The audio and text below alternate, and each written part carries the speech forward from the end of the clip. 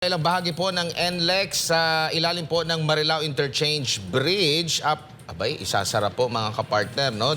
Dahil dito ay pinapayuhan po yung mga motorista na gumamit po ng alternatibong daan o ruta dahil pansamantala nga pong isasara ang ilang bahagi ng NLEX sa ilalim po ng Marilao Interchange Bridge northbound. Batay po sa anunsyo ng NLEX Corporation, mag-uumpisa ang pagkukumpuni sa March 24, alauna ng hapon. Mamaya po yan mga kapartners. At magtatagal ito hanggang sa Marso 28, alas 11 po ng gabi.